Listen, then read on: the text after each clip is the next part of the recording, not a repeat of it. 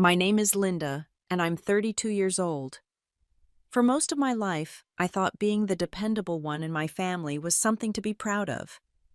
I had a successful marketing career, my own apartment, and what I believed was a close relationship with my parents and siblings.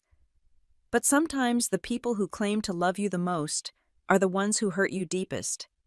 What happened at our family Thanksgiving gathering last year changed everything I thought I knew about my place in this world.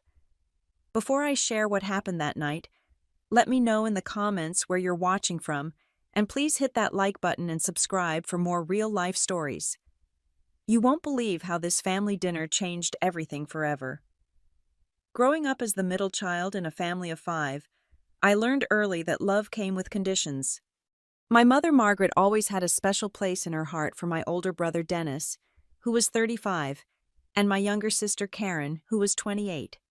Dennis was the golden boy who could do no wrong even when he dropped out of college twice and moved back home. Karen was the baby sweet and helpless who needed constant protection and support. Then there was me sandwiched between them trying to earn the same unconditional love they seemed to receive just by existing. My father Harold worked construction and came home tired every night, more interested in his beer and television than in connecting with any of us kids. But even his limited attention seemed to flow more naturally to Dennis and Karen. I remember my high school graduation when I was valedictorian. I gave the speech to 300 people talking about dreams and determination. My parents sat in the third row, but I watched my mother spend most of the ceremony whispering to my aunt about Dennis's latest girlfriend. When I walked across that stage to receive my diploma, I looked out into the audience and saw my father checking his watch. College was different. I earned a full academic scholarship to Ohio State, something that should have made any parent proud. When I called home with the news, my mother's first response was concern about how we'd afford Karen's cheerleading camp that summer without my part-time job contributing to the household. I studied marketing and communications, working 20 hours a week to pay for books and personal expenses while maintaining a 3.8 GPA. Meanwhile, Dennis bounced between community colleges and part-time jobs, always coming up with new business ideas that required financial help from our parents. Karen struggled through high school, and I spent countless hours tutoring her over the phone, helping her pass classes I'd aced years earlier. After graduation, I moved to Columbus and started working at a small advertising agency. The pay wasn't great initially, but I was determined to build something for myself. Even then, the phone calls came regularly. Dennis needed money for a security deposit. Karen's car broke down and she needed help with repairs. My parents' heating bill was higher than expected. Each time I found ways to help, sometimes eating ramen noodles for weeks to make my budget stretch. Slowly, my career began to take off. I switched companies twice, each time increasing my salary and responsibilities. I specialized in digital marketing campaigns for healthcare companies, and my work started getting recognition in industry publications. I bought my own car, furnished my apartment, and even started a small emergency fund. But my family's perception of me never changed.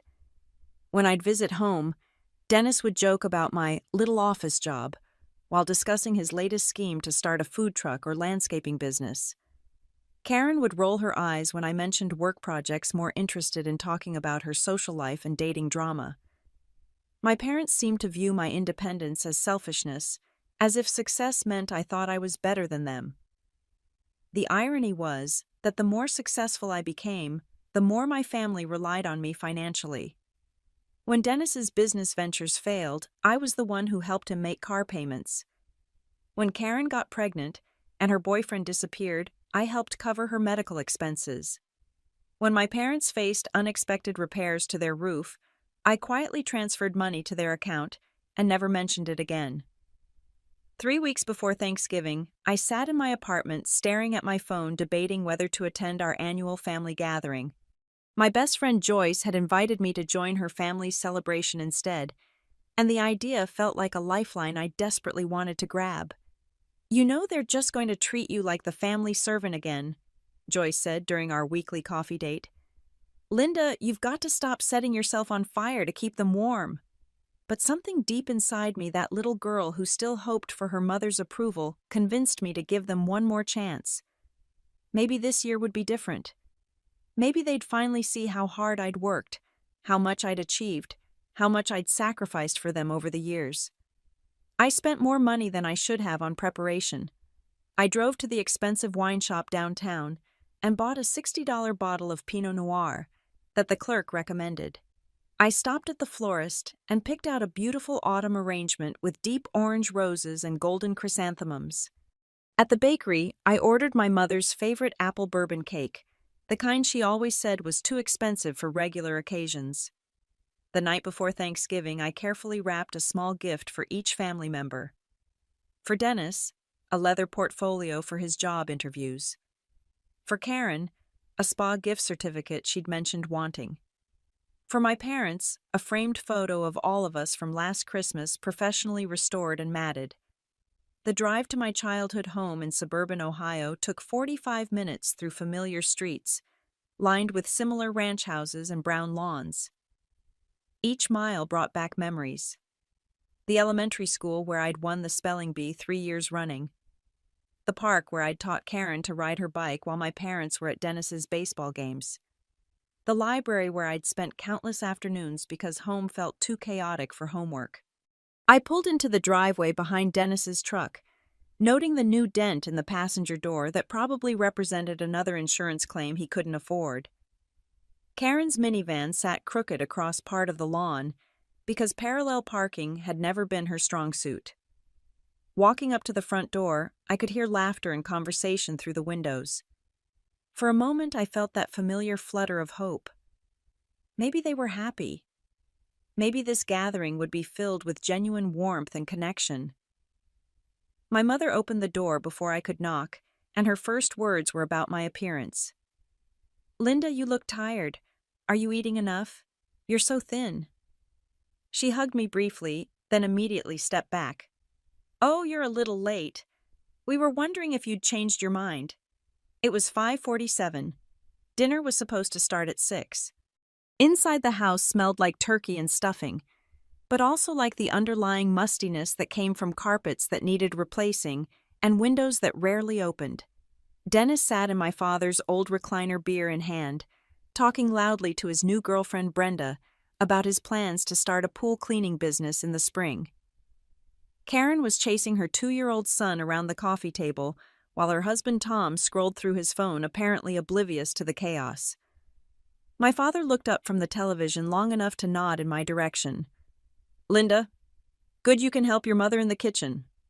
Not hello, not how was your drive, just an immediate assignment to my familiar role as family support staff. I set my gifts under the small artificial Christmas tree my mother put up every year in early November, then carried my wine and flowers to the kitchen.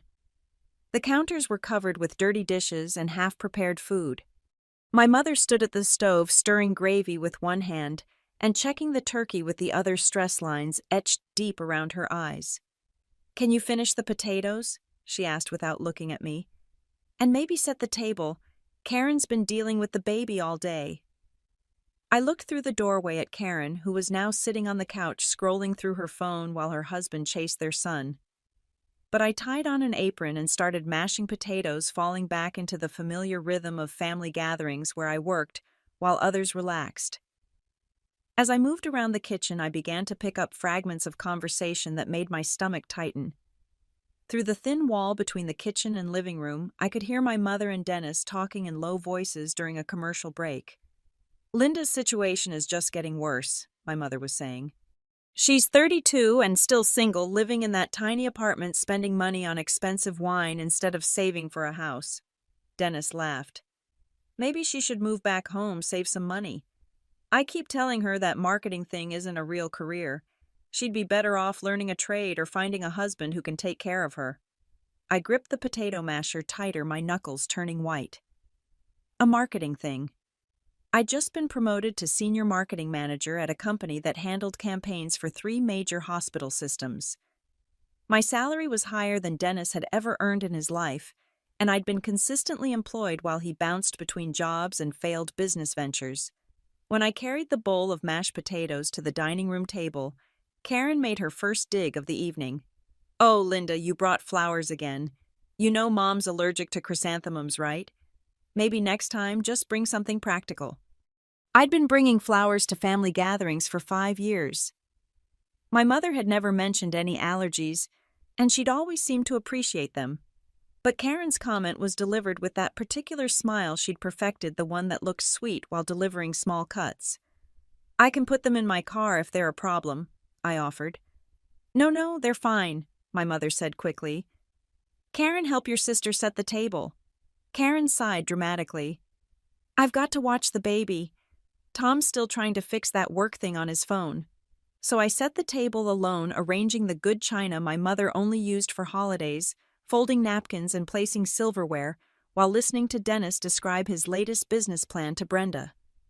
This one involved buying damaged cars at auction and flipping them for profit, despite the fact that Dennis knew nothing about auto repair and had never successfully completed any business venture he'd started. When I rejoined the kitchen to help with final preparations, I tried to share some good news about my recent promotion. "Mom, I meant to tell you earlier I got promoted last month. I'm now senior marketing manager for the entire healthcare division." She glanced up from the turkey, then back down. "That's nice, honey. Can you check if the rolls are done?" "That's nice, honey." 4 words that somehow contained years of dismissal and indifference.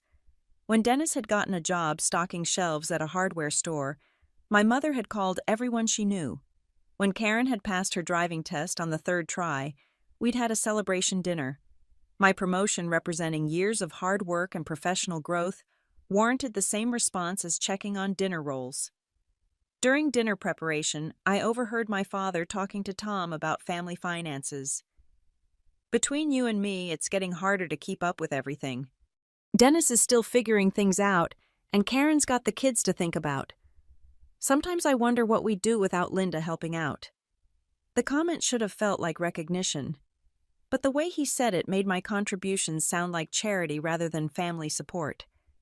As if I were some distant relative doing them a favor instead of their daughter who'd been quietly covering their emergencies for years.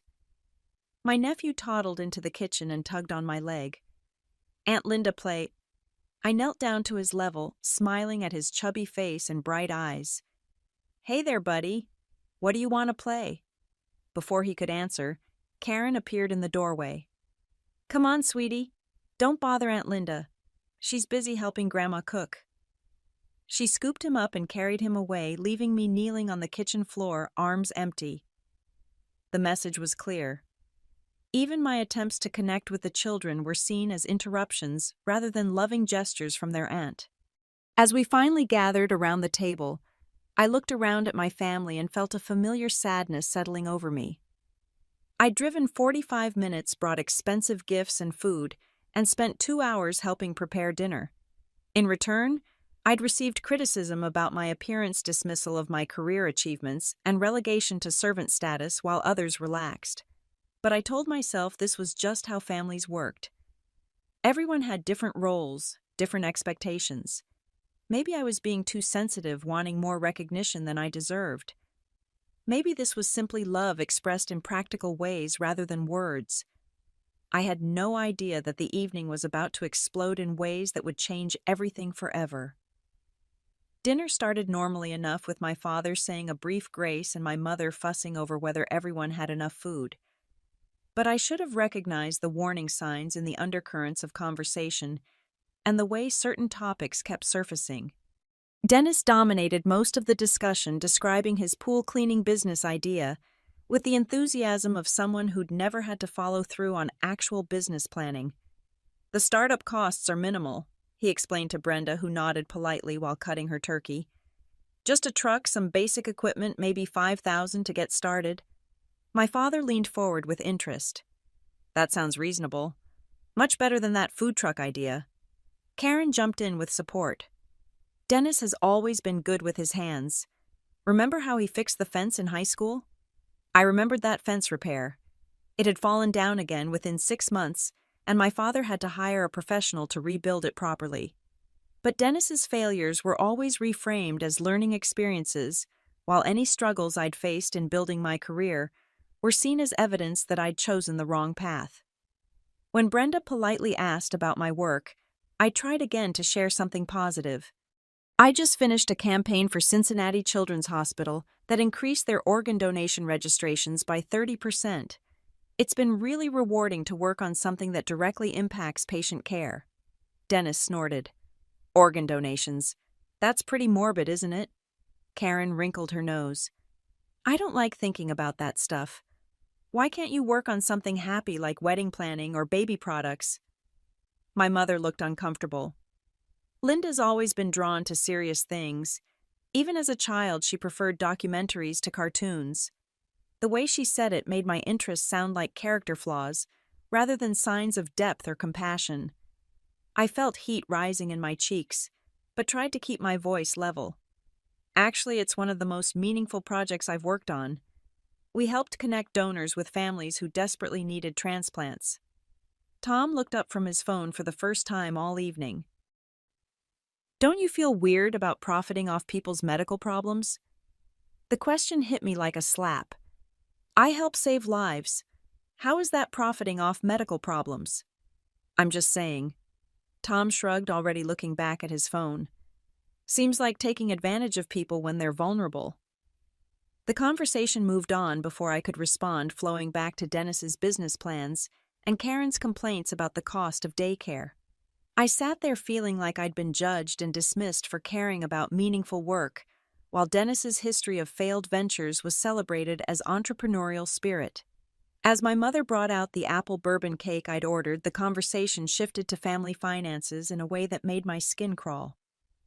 Karen mentioned struggling with Christmas shopping, and my father suggested they scale back expectations this year. Everyone's dealing with money stress, my mother said, glancing around the table. It's not like we all have high-paying careers. The comment was clearly directed at me, as if my financial stability was somehow unfair or unearned. Dennis nodded in agreement. Some people get lucky with office jobs, but the rest of us have to work for a living. Work for a living. As if my 60-hour weeks, my continuing education, my client presentations, and strategic planning weren't work. As if the money I'd quietly contributed to this family over the years had materialized out of thin air. Brenda shifted uncomfortably in her seat, clearly sensing tension she didn't understand. My nephew started fussing, and Karen immediately stood to tend to him, using the distraction to avoid the increasingly pointed conversation. My father set down his coffee cup with more force than necessary. The problem is that families don't stick together like they used to. Everyone's out for themselves these days. He was looking directly at me when he said it. Me, who had never missed a family gathering. Me, who had helped cover their emergencies without being asked. Me, who had sacrificed my own financial goals to make sure they stayed afloat during difficult times. Some people think success means forgetting where you came from. My mother added her voice, carrying that particular tone she used when she wanted to sound philosophical while delivering criticism. I felt something shifting inside me, a tectonic plate of patience that had been bearing weight for too many years. What exactly do you mean by that? The question came out sharper than I'd intended, cutting through the ambient conversation and drawing everyone's attention. Dennis stopped mid-sentence in his explanation of pool chemical logistics. Karen paused with a spoonful of cake halfway to her mouth. Even Tom looked up from his phone. My mother's face flushed slightly. I just think some people in this family could be more generous with their good fortune. More generous. The words hung in the air like an accusation. More generous than paying Dennis's car insurance for 6 months. More generous than covering Karen's emergency room visit when her son had pneumonia. More generous than the $2,000 I'd quietly transferred to my parents' account when their furnace died last winter. I think I've been plenty generous, I said quietly.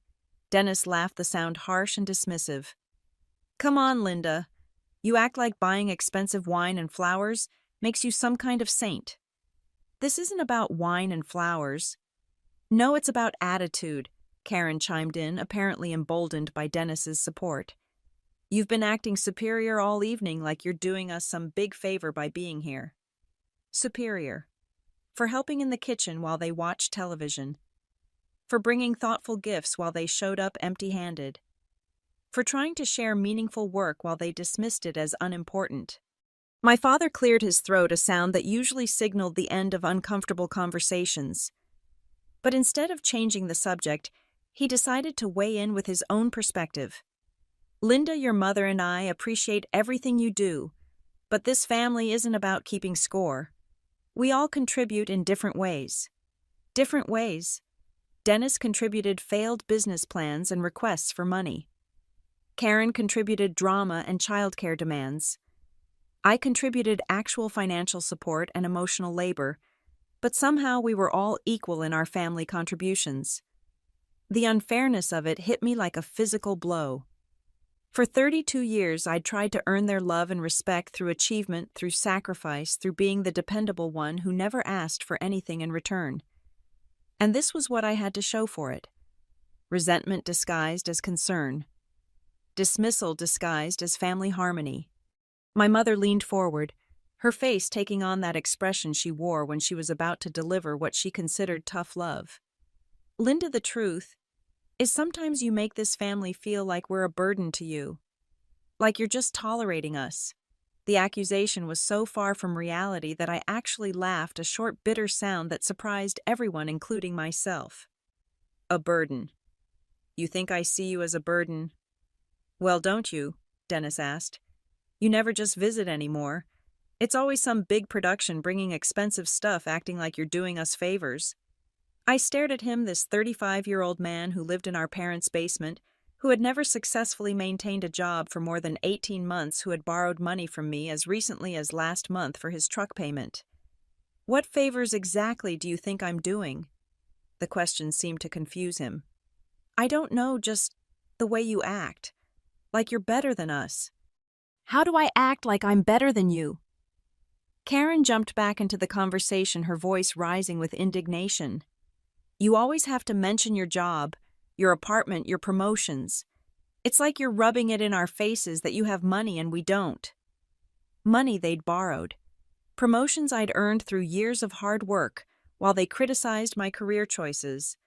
An apartment I'd furnished carefully and alone while they lived with family support. I mention my job because it's my life, I said slowly. The same way you talk about your children or Dennis talks about his business ideas. That's different, my mother said firmly. Children and dreams are what family talks about. Work is just work. Work is just work.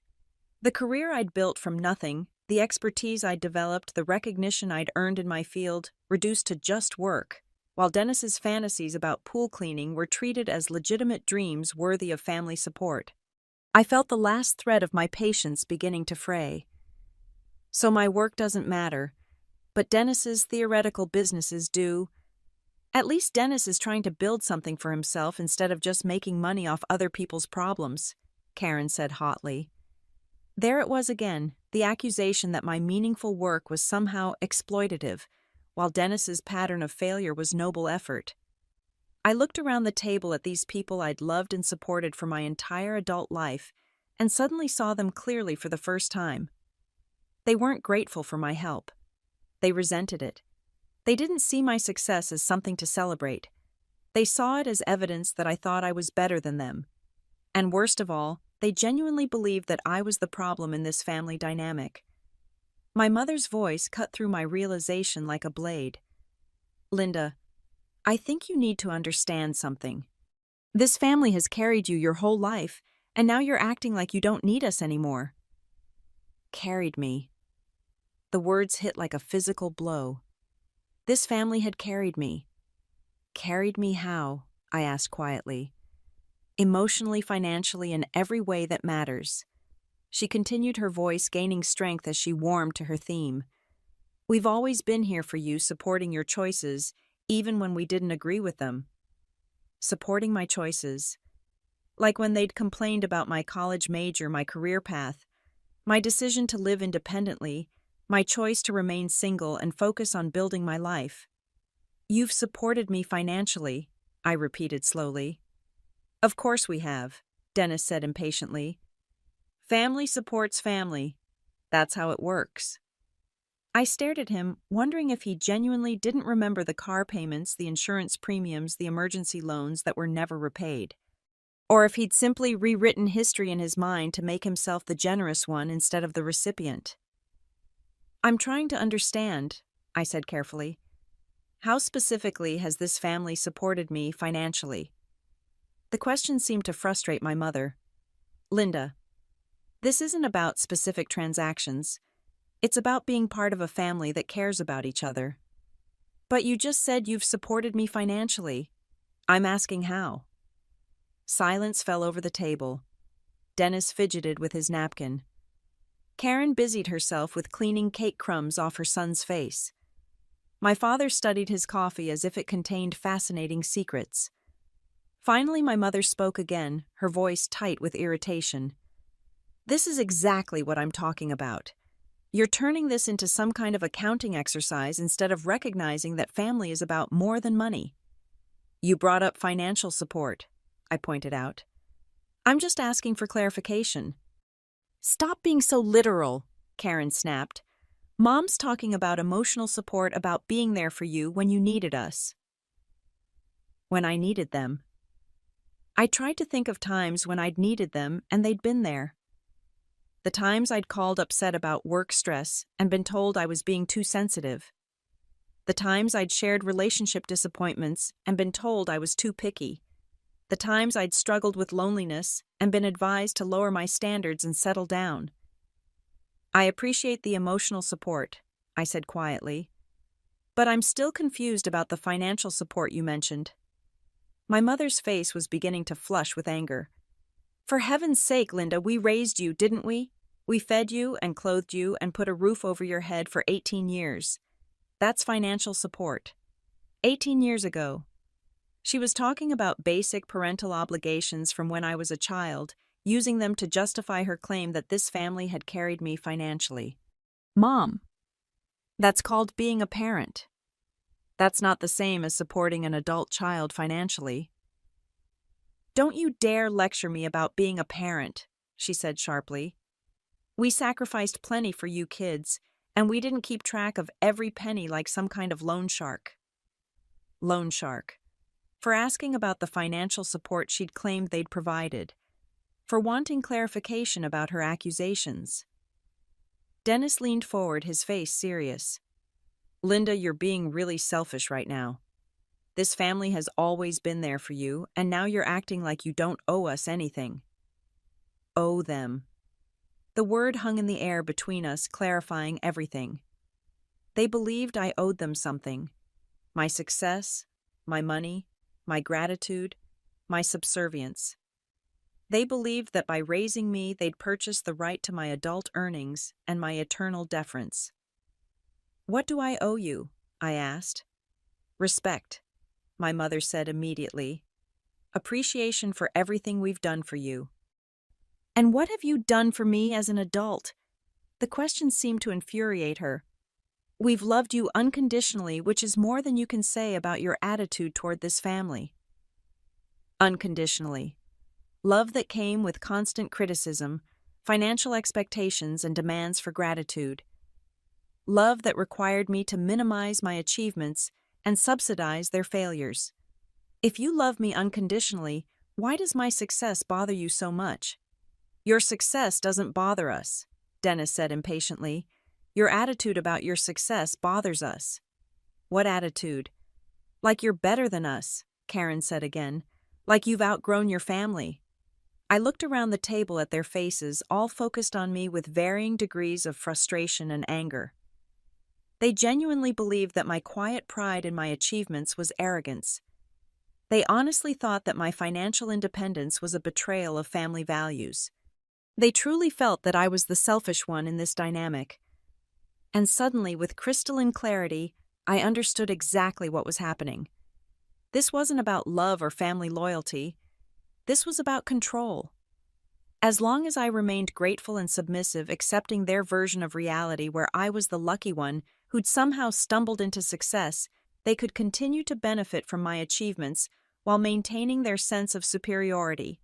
But the moment I showed any sign of recognizing my own worth, any indication that I might stop accepting their narrative, I became a threat that needed to be neutralized. My mother's voice cut through my realization like a final nail in the coffin of my illusions. Linda, I'm going to be blunt with you. Sometimes this family feels like you're just dead weight we carry around out of obligation. Dead weight. The words hit me like a physical blow, driving the air from my lungs and leaving me speechless. Dead weight. After years of financial support, emotional labor, and unconditional presence in their lives, I was dead weight they carried out of obligation. The room went completely silent. Even my nephew stopped babbling in his high chair. Dennis stared at my mother as if he couldn't believe she'd actually said it. Karen's face went pale. My father set down his coffee cup and looked away. But my mother continued, apparently oblivious to the devastating impact of her words. We keep including you, keep trying to make you feel part of the family, but you just take and take without giving anything back. Take and take. I, who had given thousands of dollars and countless hours of unpaid emotional labor to this family. I, who had sacrificed my own financial goals to ensure their stability. I, who had never asked them for anything except basic respect and recognition. Something inside me shifted, a tectonic plate of tolerance finally cracking under the weight of years of accumulated hurt and disappointment. I felt a strange calm settling over me, the kind of clarity that comes when you finally stop fighting reality and accept it completely. I looked at my mother, this woman who had given birth to me and raised me, and then spent my entire adult life trying to diminish me, and I smiled. Good, I said quietly. Then drop me and see who really falls. The effect of my words was immediate and electric. My mother's face went from flushed to completely white in the span of a heartbeat. Her mouth opened and closed without sound, like a fish gasping for air. Dennis straightened in his chair, suddenly alert. Karen actually dropped her fork, the clatter echoing in the absolute silence that had fallen over the room. What did you say? My mother whispered. I said good. If I'm dead weight, you're carrying out of obligation, then drop me. Let's see who really falls when you do. My father cleared his throat uncomfortably. Linda, your mother didn't mean it that way. I turned to look at him, this man who had spent my entire life letting my mother speak for the family while he hid behind his newspaper and television shows. How did she mean it, Dad? He shifted in his seat, avoiding my eyes. She's just frustrated. We all are. This conversation got out of hand. No, I said calmly. This conversation got honest. For the first time in 32 years, Mom said exactly what she thinks about me. I'm dead weight this family carries out of obligation. That's not what I meant, my mother said quickly, but her voice lacked conviction. Then what did you mean? She struggled for words, her face cycling through expressions of panic and anger and confusion. I meant that sometimes you make us feel like we're not important to you anymore. By having a successful career, by acting superior about it. I felt that strange calm deepening, like sinking into warm water. All the years of walking on eggshells, trying to make myself smaller so they could feel bigger, attempting to hide my achievements, so they wouldn't feel threatened. All of it had been pointless. They were always going to resent my success because it challenged their narrative about themselves. I want to make sure I understand this correctly, I said slowly. You believe that I think I'm superior to you because I have a good job and my own apartment. It's not about what you have, Dennis said desperately. It's about how you act about what you have. How do I act? Like it makes you better than us. I leaned back in my chair, studying his face. Dennis, when was the last time you congratulated me on anything? The question seemed to catch him off guard. What do you mean? I mean, when was the last time something good happened to me and you expressed genuine happiness for my success? He stared at me blankly. I don't know. I guess I don't think about it that way. When I got promoted last month, what was your reaction? Silence. When I bought my car 2 years ago, what did you say? More silence. When I got the healthcare marketing contract that I was really excited about, how did you respond? Dennis looked increasingly uncomfortable. I don't remember specific conversations. I do. You said marketing was just pushing products people don't need. You said I was lucky to find something that paid well for such easy work. I didn't mean anything bad by that. What did you mean? He struggled for an answer. I guess I just meant that some people have easier paths than others. Easier paths. You think my career has been easy. Easier than physical labor. I stared at him. This 35-year-old man who had never held a job for more than 18 months, who had never completed any project he'd started, who had never taken responsibility for any of his failures. How would you know you've never done the work I do? I know it's not physical. You're right. It's mental and emotional. It requires education, training, creativity, problem-solving, client management, and about 60 hours a week of focused effort. But you're right that it's not physical. Karen jumped in, apparently sensing that Dennis was losing ground. Linda, you're missing the point. We're not attacking your job. We're talking about your attitude. What about my attitude bothers you specifically? You always have to be right. You always have to prove that you know better than everyone else. I considered this accusation. Can you give me an example? Like right now. You're turning this whole conversation into some kind of interrogation where you make us look stupid. I'm asking questions to understand what you're upset about. How does that make you look stupid? See? There you go again, acting like you're some kind of lawyer or something. Acting like a lawyer. For wanting clarity in communication. For refusing to accept vague accusations without specific examples. Karen, I'm going to ask you a direct question, and I'd appreciate a direct answer. Do you believe that I think I'm better than you? She shifted uncomfortably in her seat. Sometimes it feels that way. That's not what I asked. Do you believe that I personally think that I'm a better person than you are? I don't know what you think. But you just accused me of acting superior. If you don't know what I think, how can you know how I act? My mother slammed her hand on the table, making the dishes jump. Stop it, Linda. Stop twisting everything around and making us sound like idiots. I'm not trying to make anyone sound like anything. I'm trying to understand why you called me dead weight. Because you are, she said, her voice rising with emotion. You take up space in this family, you demand attention and recognition, but you don't give anything back. Don't give anything back. The accusation hung in the air like smoke from a fire that was finally burning everything down. I reached into my purse and pulled out my phone, scrolling through my banking app until I found what I was looking for. Then I set the phone on the table where everyone could see the screen. This is my bank statement from the last 12 months, I said quietly. Would you like me to go through it line by line and show you everything I haven't given back to this family? My mother's face went even paler. Linda, don't. Don't what? Don't show them the truth. Dennis leaned forward to look at the phone screen, his face confused. What are we looking at? January 15th, I said, pointing to a line item. $500 to Dennis Miller.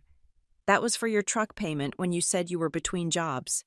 Dennis's face flushed. That was a loan. Was it because I don't remember you ever paying it back? February 3rd, $750 to Mom and Dad Hamilton. That was for the furnace repair. My father finally looked up, his face uncomfortable. We said we'd pay you back when we could.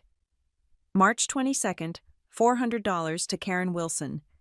Emergency room visit for Tyler when he had pneumonia. Karen's voice was barely a whisper. I was going to pay you back. April 9th, $300 to Dennis Miller. Car insurance premium. I told you I was waiting for a job to start, Dennis said defensively. May 17th, $200 to Mom and Dad Hamilton. Property tax shortfall. I continued down the list, reading each transaction in a calm, steady voice. Dennis's truck registration. Karen's grocery money when Tom was laid off for 2 weeks. My parents' prescription co-pays when Dad's insurance changed. Dennis's job interview outfit. Karen's babysitter when she had to work extra shifts. With each item, the room grew quieter. Brenda looked mortified, clearly realizing she was witnessing something deeply personal and painful. Tom had actually put down his phone and was staring at the table. My nephew sensed the tension and began to fuss quietly in his high chair. "Should I continue?" I asked when I reached June. "Because we're only halfway through the year." "Stop," my mother said quietly. "Why I thought you wanted to know what I give back to this family. This isn't about money," she said desperately. "You're right. It's not about money. It's about respect. It's about recognition.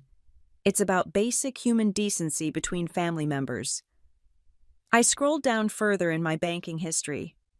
This doesn't include the groceries I've bought for family dinners, the gas money for all the trips home, the gifts for birthdays and holidays that no one else exchanges, the time I took off work to help Karen move when Tom hurt his back. Dennis was staring at the table, his face red with embarrassment and anger. "You didn't have to do any of that." "You're absolutely right. I didn't have to. I chose to because I thought that's what families do for each other. I thought that love was expressed through action, through being there when people need you." "It is," Karen said weakly. "Then why am I dead weight?" The question hung in the air unanswered. My mother opened her mouth several times, but no words came out. Dennis continued staring at the table. Karen had tears in her eyes but said nothing. "I want to understand the logic here," I continued. "I provide financial support when you need it, emotional support when you ask for it, practical help when you're struggling, and consistent presence at every family gathering for years. In return, you criticize my career, dismiss my achievements, mock my lifestyle choices, and call me dead weight you carry out of obligation." My father finally spoke, his voice gruff with discomfort. "Linda, families are complicated. We all say things we don't mean when we're upset." "Do we, Dad? Because this feels like something Mom has been thinking for a long time." I turned to look at my mother directly. "How long have you seen me as dead weight?" She couldn't meet my eyes. "I don't see you that way." "Then why did you say it?" I was frustrated. "About what?" "About your attitude." "What about my attitude frustrates you?" We were going in circles, but I could see that the repetition was wearing down their defenses.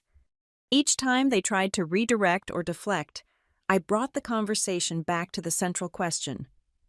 What had I actually done wrong besides succeed in building a life for myself? Dennis suddenly looked up, his face angry. "Fine. You want the truth? Yes. It bothers us that you act like you're better than us. Yes, it bothers us that you have money and we don't. Yes, it bothers us that you keep track of every dollar like some kind of bank. I don't keep track of every dollar.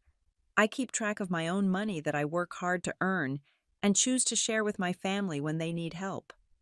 But you do keep track. You just proved it with that phone. I keep records because I'm a responsible adult who monitors my finances. The same way you'd keep track if you loaned money to a friend." "We're not friends," Karen said suddenly. "We're family." "Exactly. You're my family. Which makes it even more painful that you see my financial responsibility as keeping score instead of recognizing it as evidence of how much I care about you."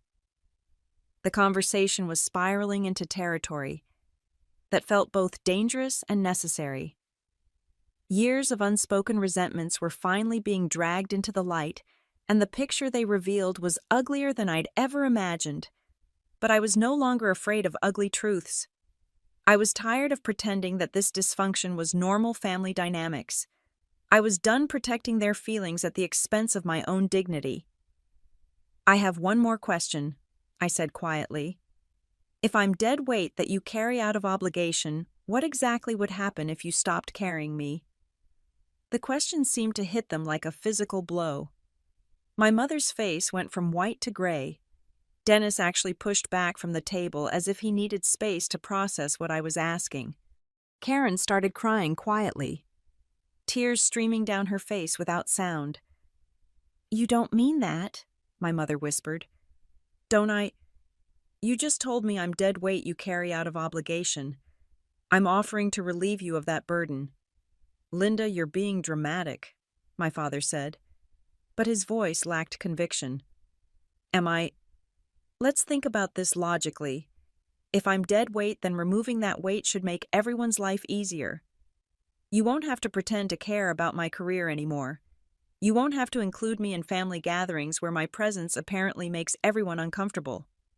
You won't have to carry me anymore." I could see the wheels turning in their heads as they began to process the practical implications of what I was saying. No more emergency financial help. No more covering shortfalls in their budgets.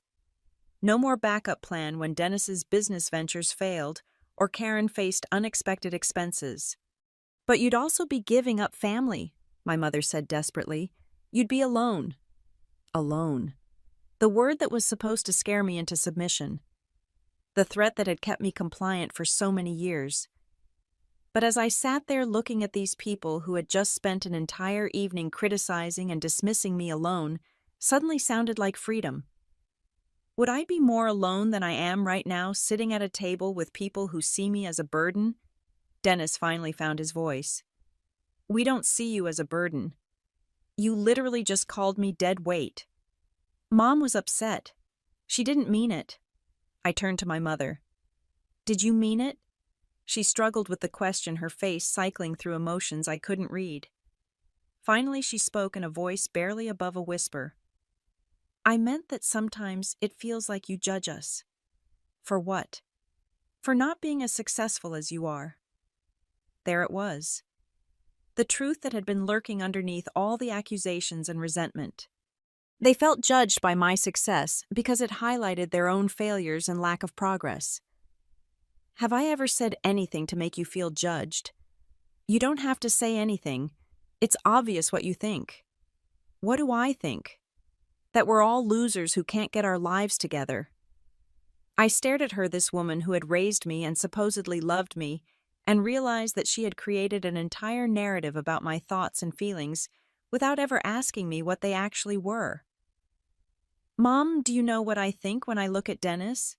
She shook her head. "I think about the time he spent 3 hours helping me move my couch when I first got my apartment. I think about how he taught me to drive stick shift in his truck when I was 16. I think about how he used to walk me to school when I was scared of the older kids." Dennis looked up, his face surprised. "Do you know what I think when I look at Karen?" Another headshake. "I think about the sister who used to sneak into my room during thunderstorms. The one who made me friendship bracelets every summer. The one who cried when I left for college because she said the house would be too quiet without me." Karen's tears were flowing freely now. "Do you know what I think when I look at you and Dad?" My mother's voice was barely audible. "What?" "I think about the parents who worked 2 jobs to keep us fed and housed. I think about Mom staying up all night when we were sick. I think about Dad teaching me to ride a bike and fixing my broken toys. I think about how hard you both worked to give us a stable home." The silence that followed was different from the previous silences. This one felt heavy with recognition and regret. "Then why," my mother asked brokenly, "does it feel like you don't need us anymore?" And there it was, the real issue. Not that I thought I was better than them, but that my independence threatened their sense of purpose and control. "I do need you," I said softly. "I need you to be proud of me. I need you to celebrate my successes instead of treating them like threats. I need you to see my financial help as love instead of keeping score. I need you to understand that growing up doesn't mean growing away from family." "But it feels like it does," Karen said through her tears. "Only because you've decided that my success means I don't value you anymore. But that's not true. I've never missed a family gathering. I've never refused to help when you asked. I've never stopped calling or visiting or caring about what happens to all of you." Dennis wiped his eyes with his napkin. "But you have changed." "Of course I've changed. I'm 32 years old. I've grown and learned and built a career and a life. Did you expect me to stay exactly the same person I was at 18? No, but what?" But it feels like you've outgrown us. I looked around the table at these people I'd loved my entire life, finally understanding the fear that had been driving their behavior. They were terrified that my success meant I didn't need them anymore, so they'd been trying to keep me small and dependent to maintain their sense of importance in my life. "I haven't outgrown you," I said quietly, "but I have outgrown being treated like a child who should be grateful for basic parental affection. I've outgrown being criticized for my achievements instead of celebrated for them. I've outgrown pretending that my financial contributions to this family are obligations instead of gifts." My father cleared his throat. "Linda, we never meant to make you feel unappreciated." "But you have. For years." "Then what do we do now?" my mother asked, her voice small and lost. I looked at her, this woman who had given me life, and then spent decades trying to diminish it, and felt something shift inside me. Not forgiveness exactly, but a recognition that she was operating from her own fears and limitations. "Now you decide whether you want a relationship with me as an adult, or whether you want to keep trying to maintain the illusion that I'm still the little girl who needed your permission to exist." "Of course we want a relationship with you," Dennis said quickly. "Then it has to be different. It has to be based on mutual respect instead of obligation. It has to include recognition of my achievements instead of resentment about them. It has to acknowledge that I contribute to this family instead of taking from it." Karen nodded eagerly. "We can do that. Can you? Because it means celebrating my promotions instead of calling them luck. It means asking about my work instead of dismissing it. It means saying thank you when I help instead of acting like I owe it to you." The request sounded simple, but I could see from their faces that they represented a fundamental shift in how this family had operated for decades. "What if we can't change?" my mother asked quietly. The question hung in the air between us, honest and vulnerable and terrifying. "Then I guess you'll find out what it really means to carry dead weight," I said, "because I won't be here to help anymore." The 6 months that followed that Thanksgiving dinner were the most difficult and transformative of my adult life. I left my parents' house that night feeling simultaneously liberated and devastated. For the first time in my life, I had spoken my complete truth to my family, and the aftermath was both exactly what I'd expected and nothing like I'd prepared for. The first few weeks were the hardest. My phone rang constantly with calls I didn't answer. Dennis left voicemails that ranged from angry to apologetic to desperate. Karen sent long text messages explaining why she'd acted the way she had, asking for forgiveness, promising things would be different. My mother oscillated between defensive justifications and tearful pleas for reconciliation. But I had meant what I said. I was done being the family's financial and emotional safety net while receiving nothing but criticism and resentment in return. For the first time in my adult life, I focused entirely on my own needs and goals. The change was remarkable. Without the constant drain of family drama and financial requests, I had energy I'd forgotten I possessed. I threw myself into my work with renewed focus, leading a campaign for a pediatric hospital that became a case study in successful healthcare marketing. My supervisor recommended me for a leadership development program that I'd been too overwhelmed to consider before. I also began dating seriously for the first time in years. Without the background noise of family dysfunction, I was able to recognize healthy relationship patterns and avoid the drama-filled connections I'd been unconsciously drawn to in the past. I met Marcus, a financial advisor with his own small practice, who treated my career achievements as evidence of intelligence and drive, rather than threats to his ego. But the most significant change was in my relationship with myself. Without constantly managing my family's emotions and crises, I discovered interests and passions I'd neglected for years. I took a ceramics class and found I had a natural talent for pottery. I joined a hiking group and spent weekends exploring state parks I'd never had time to visit.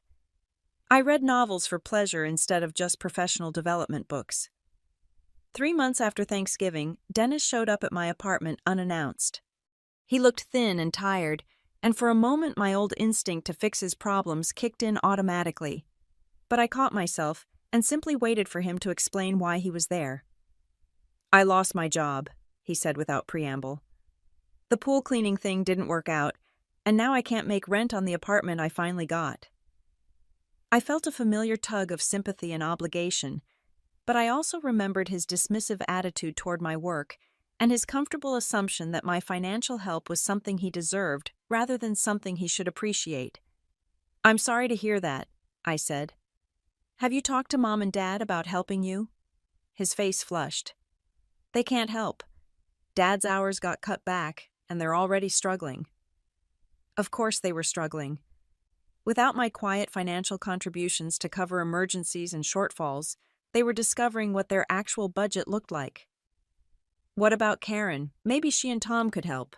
Dennis laughed bitterly. "Karen can barely keep her own head above water.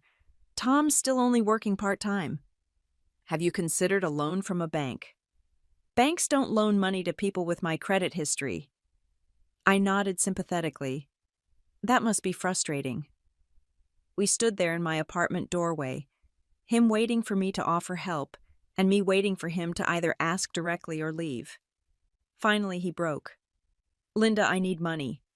I know I was an ass at Thanksgiving, but I'm desperate here." "How much do you need?" Hope flickered in his eyes. $1,500 would cover rent and utilities for next month." "That's a lot of money." "I know, but I'm good for it. I've got some leads on jobs, and as soon as I get back on my feet, I'll pay you back." Some leads on jobs. The same promise he'd made every time he'd asked for money over the years, and the same promise that had never materialized into actual repayment. "Dennis, do you remember what you said to me at Thanksgiving dinner?" His face went red. "I was upset. We all were. You said I had an easy job that anyone could do. You said I was lucky to find work that paid well for such simple tasks. I didn't mean it that way." "How did you mean it?" He struggled for words. "I don't know. I was just frustrated." "Frustrated about what?" "About everything. My life, my failures watching you succeed while I kept screwing up." The honesty surprised me. "So you took your frustration out on me?" "Yeah, I guess I did." "And now you want me to give you $1,500. I want you to help me the way family helps family. The way I've been helping you for years." He nodded eagerly. "Exactly. But also while believing that my work is easy and my success is just luck." His face fell. "Linda, I don't think that anymore." "What changed your mind?" "Trying to live without your help changed my mind. Watching Mom and Dad struggle to pay bills changed my mind. Realizing how much you've been covering for all of us changed my mind." I studied his face, looking for signs of genuine understanding versus desperate manipulation. "If I help you this time, what's going to be different?" "I'll pay you back." "That's not what I meant. What's going to be different about how you see me and treat me?" He thought about it for a long moment. "I guess I need to start seeing you as a person instead of just my little sister who's supposed to help when I ask." It wasn't a perfect answer, but it was more self-awareness than he'd ever shown before. "I'm not going to give you $1,500, I said. His face crumpled with disappointment and anger.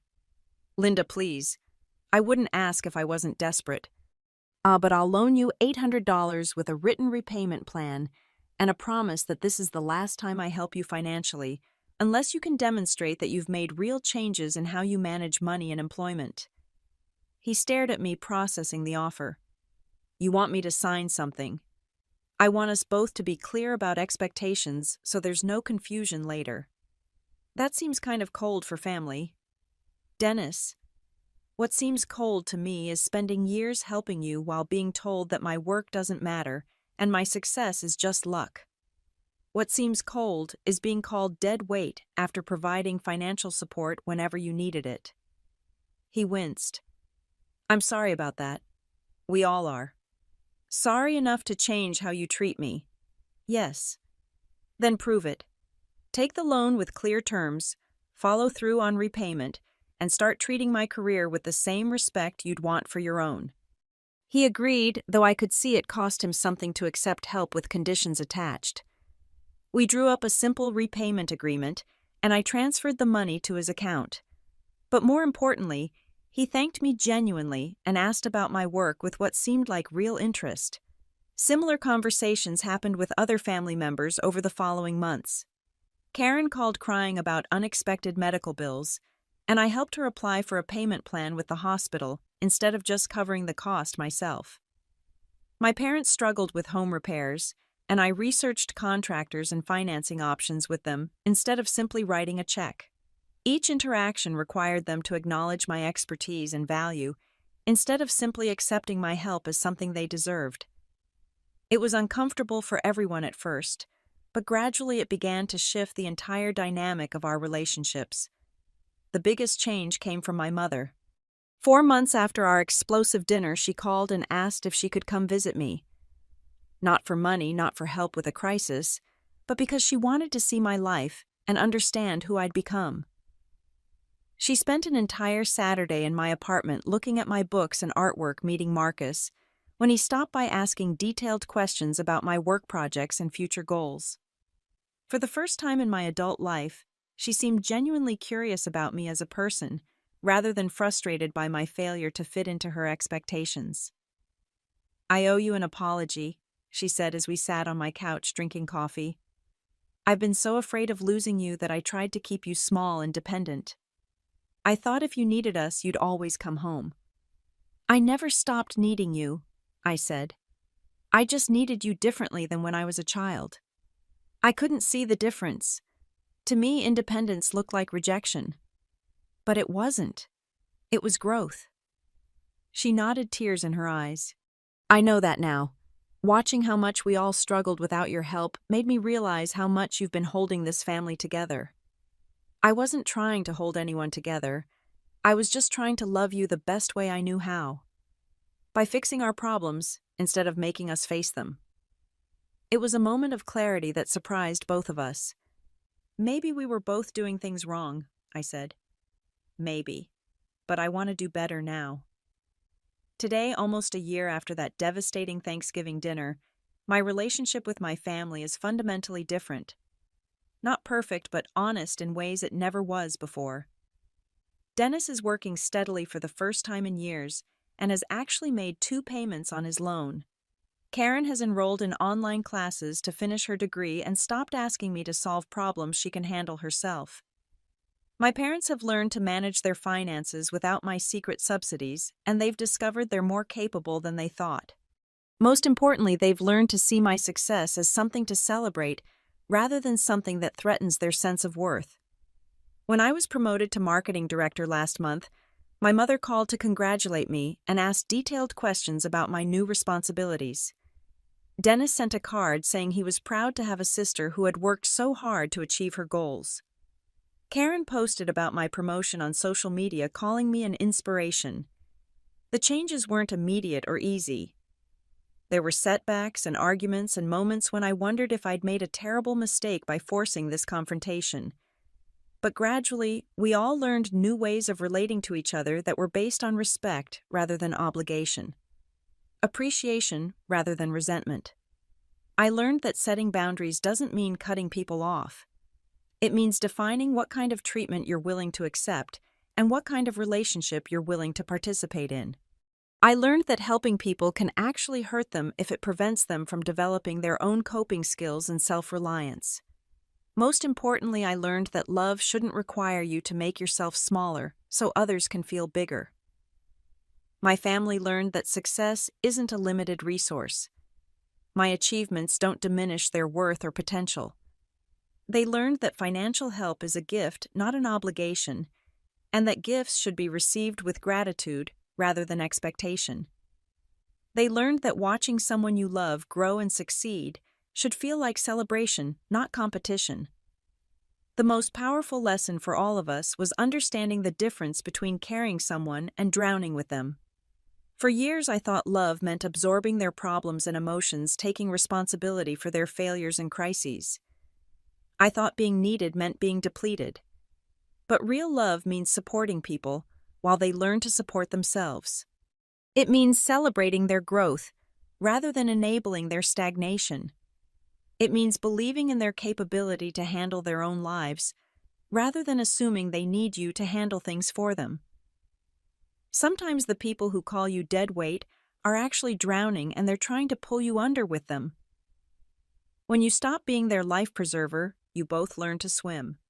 When you stop accepting the role of family scapegoat, everyone has to take responsibility for their own behavior and choices.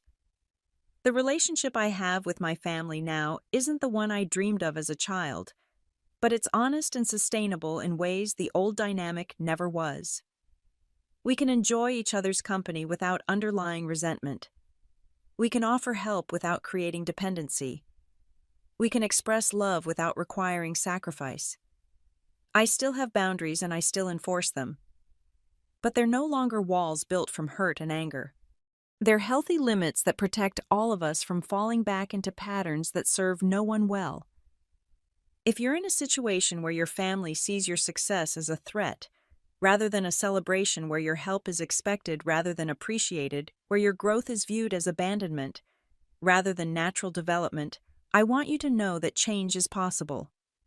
It requires courage to speak your truth, strength to maintain your boundaries, and patience to allow relationships to evolve into healthier forms. But it's worth it. Because you deserve to be seen and valued for who you really are, not diminished, so others can feel comfortable with who they've chosen to remain.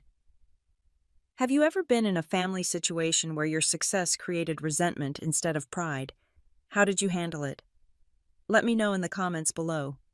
And if this story resonated with you, please hit that like button and subscribe for more real-life experiences about family dynamics, personal growth, and finding your voice in difficult relationships.